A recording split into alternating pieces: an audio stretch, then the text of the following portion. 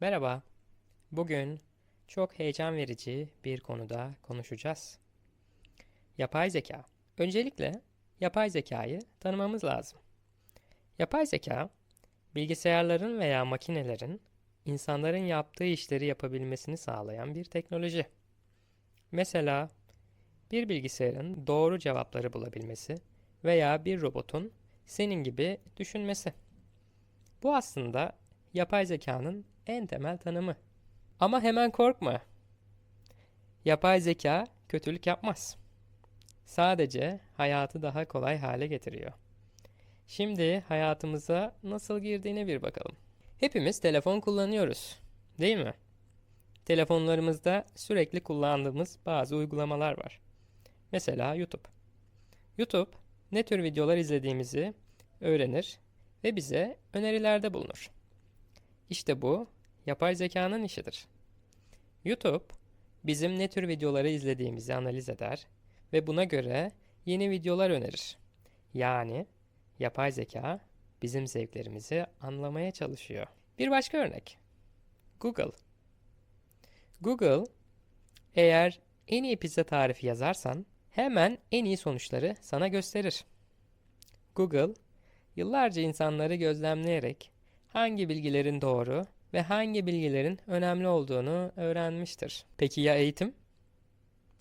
Yapay zeka okulda nasıl yardımcı olabilir? Son yıllarda birçok eğitim uygulaması yapay zekayı kullanıyor. Örneğin bazı uygulamalar öğrencilere ders anlatıyor, eksik oldukları konuları buluyor ve buna göre yeni dersler oluşturuyor. Benim gibi bir öğretmen de öğrencilerine daha iyi nasıl yardımcı olabileceğini öğrenmek için yapay zekadan faydalanabilir. Yapay zekanın en büyük faydalarından biri de tabii ki sağlık alanında. Mesela bir doktor hasta bakarken yapay zeka ona hastalıklar hakkında bilgi verebilir. Yani yapay zeka doktorların doğru kararlar almasına yardımcı olur. Birçok hastalık yapay zeka sayesinde çok daha hızlı teşhis edilebiliyor. Örneğin kanser gibi ciddi hastalıklar erken tespit edilirse daha kolay tedavi edilebilir. Yani bu hayat kurtarıcı olabilir. Yapay zeka sadece eğitimi veya sağlığı etkilemiyor. Aynı zamanda iş hayatımızda da önemli değişiklikler yaratıyor. Bugün birçok şirket müşterilerine hizmet verirken yapay zeka kullanıyor. Örneğin bazı şirketlerin web sitelerinde müşteri hizmetlerine bağlanmak için robotlar yani chatbotlar kullanılıyor. Bu robotlar insanların sorularını cevaplıyor ve yardım ediyor. Bu işlerimizi daha hızlı ve daha kolay hale getiriyor.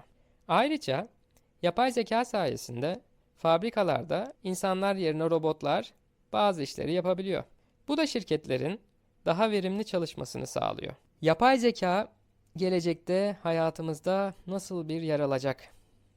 Bunu hepimiz merak ediyoruz. Bazı insanlar yapay zekanın çok güçlü hale geleceğini düşünüyor. Örneğin robotlar ev işlerini yapabilir, alışveriş yapabilir veya yemek pişirebilir. Hatta bazı insanlar robotların insan gibi düşünebileceği günlerin geleceğini söylüyor. Ama unutmayın, yapay zeka her zaman insanları tamamlar. İnsanların yaratıcılığı ve duyguları yapay zekadan çok farklıdır. Yapay zeka insanlara yardımcı olmak için var. Sonuç olarak yapay zeka hayatımızı gerçekten çok değiştiriyor. Eğitimden sağlığa, iş hayatından günlük yaşamımıza kadar her alanda yapay zekanın etkilerini görebiliyoruz. Bu teknoloji daha verimli bir dünya yaratma potansiyeline sahip. Ama unutmayın, yapay zeka bizi tamamlar, bizleri değiştirmez. İnsanlar olarak teknolojiyi iyi bir şekilde kullanmalıyız.